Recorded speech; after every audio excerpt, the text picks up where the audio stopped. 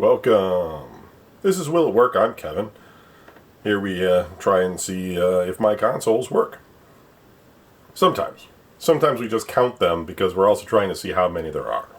In this case, though, we are going to see if this one works. This is the Telstar Regent. It is a Pong system that came out from Coleco. And Coleco used the Telstar brand for a lot of their early video game stuff until, I don't know, maybe the ColecoVision. There may have been something else that was Coleco something, but for whatever reason, they went with Telstar. And there are quite a number of Telstars. I believe I've looked at some already, as well as one of their big consoles before the ColecoVision, the arcade. The Regent is a pretty basic Pong system, and however, it's not rare, but in terms of like the Telstars that are out there, this one doesn't come up too often. I would say it's more uncommon. It's not, you'll find it, it's there, but it's not, it wasn't one of the ones that was purchased en masse. I think it was maybe a little bit of a later edition, and that's why, because a later edition that's in black and white that plays the same games as the other ones, not that interesting.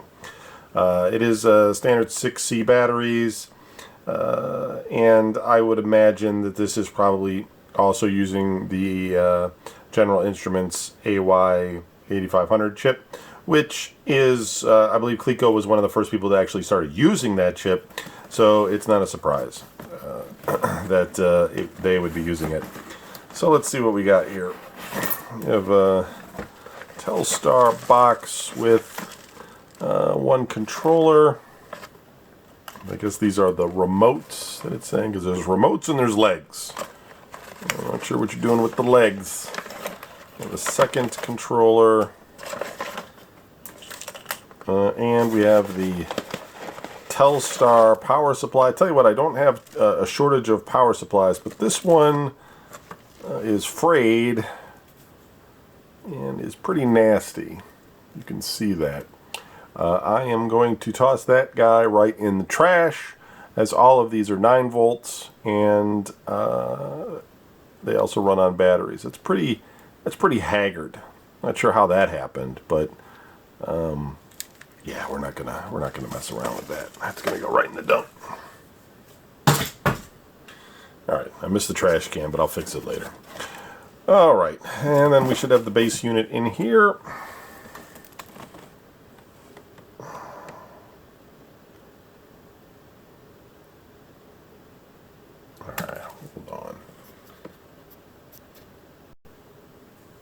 Alright. Now, the box had a bunch of stuffing in it, and I think I know what happened to that power supply. It looks like maybe a mouse had gotten into that box at some point. I had at one time a bunch of these. I kept them all in storage tubs with lids. They were all sealed, plus they're in boxes. And I kept them in a storage site. And these have been sitting, some of these have been sitting since as late as 1990, or as early as maybe 1995, maybe a little bit earlier. So it's quite possible that a mouse got into one of those and made a little nest or something inside when it was in storage. I don't have mice inside my house, and the mouse is long gone.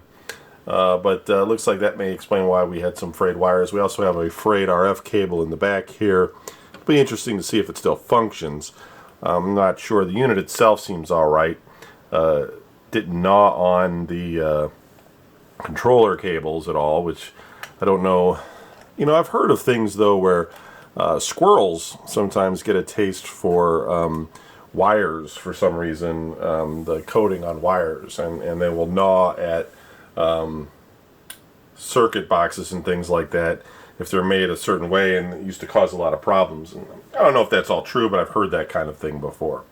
Anyway, I don't have a lot of consoles with mice in them, and I'm just guessing at this point, but that seems like it might be possible. This is also may have been purchased that way at some point, because I never really tried these things. It may have had that in there, and I thought it was filled with stuffing of some sort, but we'll see what happens. Whatever it was quite a long time ago. Alright, so we're going to take the unit here. Little mouse jumps out and attacks me. Ah! Be funny. It plugs in there like that. This guy plugs in here, like there. And I do have a power unit from a previous Telstar. This one's pretty rough though. I don't know. It's kind of melted, which is probably not safe, but I tested it and it's still giving out 9 volts, so good for Telstar, but I wouldn't recommend using this one for very long. But we're going to use it in this case rather than messing with the batteries.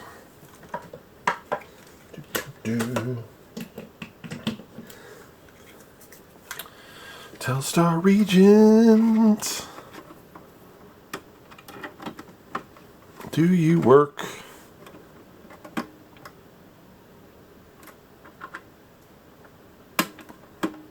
Well, I don't hear anything, but I also don't see, like, if there is a speaker, it'd be up here somewhere, but I'm not seeing any kind of holes in it. So I'm going to switch over to the video side, and let's see if we can get something out of this RF cable. If not, I'll come back here, and we'll have some closing thoughts on the Telstar Regent.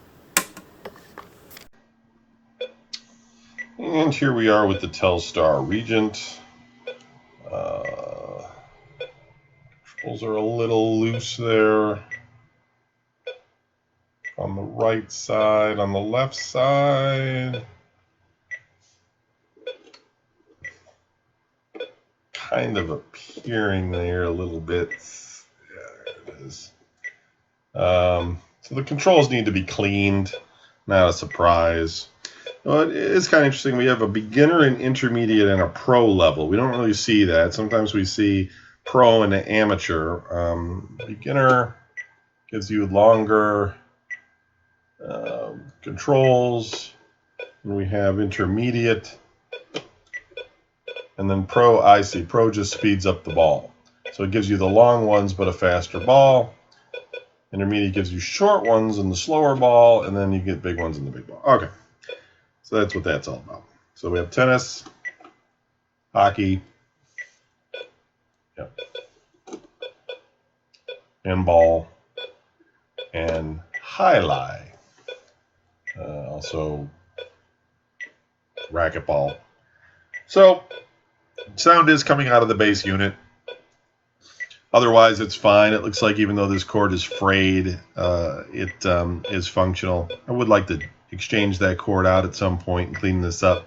At least the box is all right. Kind of weird.